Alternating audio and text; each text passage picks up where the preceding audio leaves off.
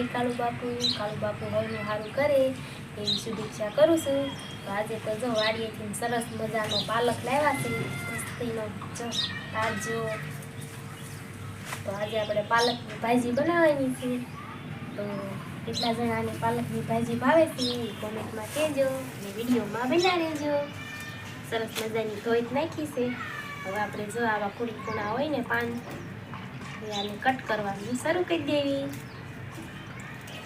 સરસ એવા જો આવા પાંદડા લઈ સુધારવાનું કામકાજ શરૂ કરી દેવી. પાલક તો આજે કેટલો બધો આવ્યો છે જો.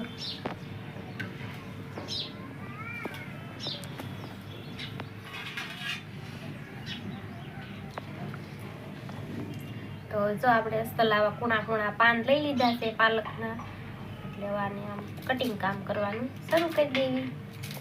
સરસ એવું બધું આમ કાપીને, ત્યારે શિયાળો છે એટલે પાલક તો અત્યારે બધે વાડીએ થતો જ હોય, અને પાલકની ભાજી પણ અત્યારે બહુ સરસ લાગે. પાલકની ભાજી ને બાજરાના રોટલા ને દૂધ ને એટલે વાળું કરવાની મજા આવી જાય. તો જો એવું સરસ એવું કટિંગ કરવાનું શરૂ કરી દીધું છે.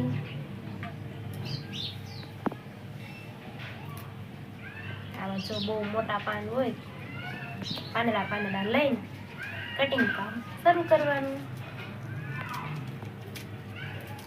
અમારે બધાને ઘરમાં પાલકની ભાજી પણ બહુ જ ભાવે.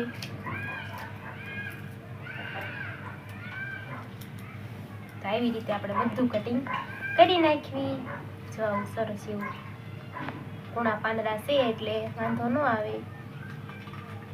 સરસ આવું કટિંગ કરી નાખવી. તો વિડીયોમાં બન્યા રહેજો.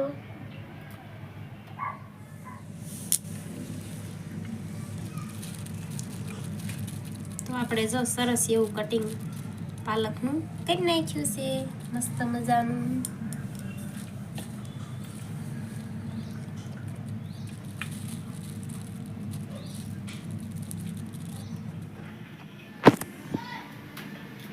જો આપણે ભાજીનું કટિંગ તો કરી નાખ્યું છે પાલકનું. હવે આપણે ગેસ ચાલુ કરી તપેલી મૂકી દેવી. સરસ મજાની ભાજી બનાવી નાખી. થોડું તેલ લઈ લેવી આપણે. ભાજીમાં તો આપણે થોડુંક જ તેલ નાખવી તોય હાલે. બહુ તેલ વાળું હોય તો પછી ભાજી બહુ ભાવે નહીં, એટલે ભાજીમાં હંમેશા તેલ ઓછું જ હોય.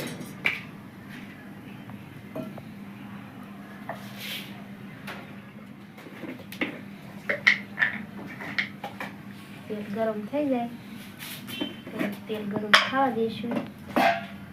ત્યાં સુધીમાં આપણે બધા ઢાંકણા ખોલી નાખ્યું. કળિયું થોડીક મોટી છે એટલે આપણે એને થોડીક કટિંગ પણ કરી નાખવી. લસણની કળિયું છે, ગમે એ ભાજી બનાવી એટલે આપણે પહેલાં તો એમાં આપણે લસણની કળિયું નાખવી જ પડે. મેથીની હોય કે પાલકની હોય કે તાંજળીની કોઈ પણ ભાજીમાં તો લસણની કળિયું હોય તો જ ભાજીનો સ્વાદ આવે. જો સરસ મજાની કટિંગ થઈ ગઈ છે. પહેલાં આપણે રાઈ નાખી દેવી. તેલ ગરમ થઈ ગયું છે. જીરું નાખી દેવી, થોડી વધાણી નાખી દેવી, એટલે આપણે આ લસણની કળિયું નાખી દેવી.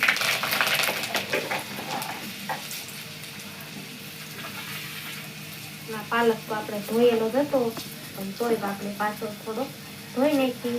પાણી નાખીને જ આપણે વઘારવાની હોય. કહેવાય જે કાંઈ આમ કોઈતરા હોય ધોવાઈ જાય.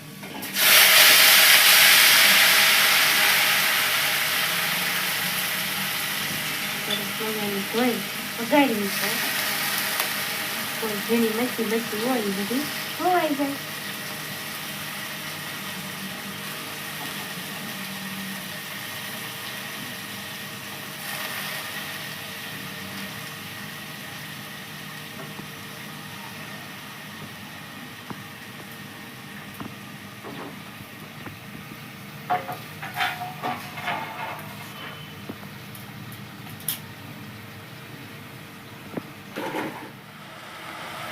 જો આપણે વઘારી નાખ્યું છે. થોડું અડધી ચમચી જેવું મીઠું નાખી દઈએ.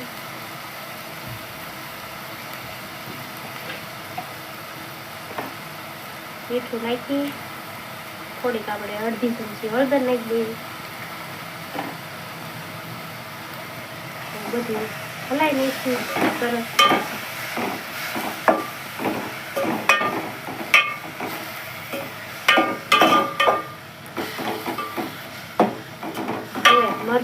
મીઠું ને હળદર નાખી છે એટલે થોડું સારું આમ ખરતું હલાવી નાખવી એટલે આમ મીઠું હળદર બે આમ સારું એવું સડી જાય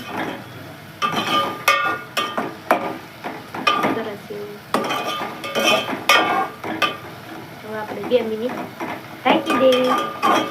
ભાજી છે એટલે કાંઈ બનતા વાર લાગે નહીં. ભાજીને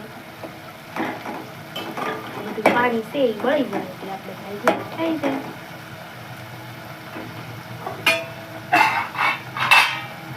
આપણે આ ઢાંકી દેવી.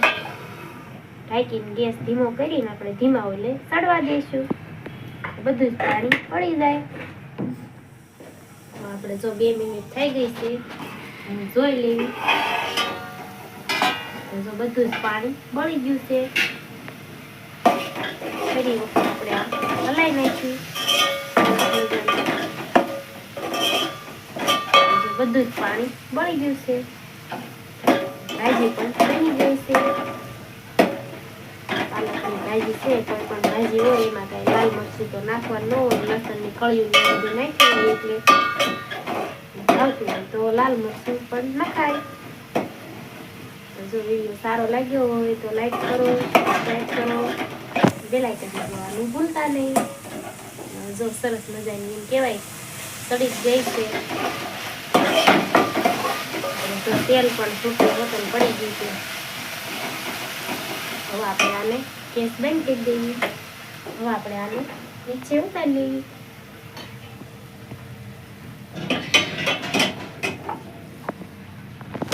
સરસ એવી ભાજી બની ગઈ છે.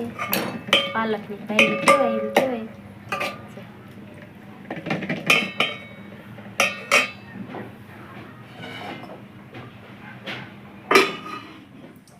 તો આપણે જો સરસ મજાની તાંદળિયાની ભાજી બનાવી નાખી છે. અને એમ કહેવાય કે 6:30 થઈ ગયા છે હાંજના.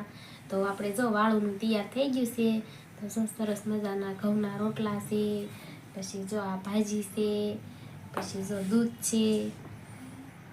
છે. અને જો સરસ મજાની એમ કહેવાય આજ તો તલની ચીક્કી બનાવી હતી.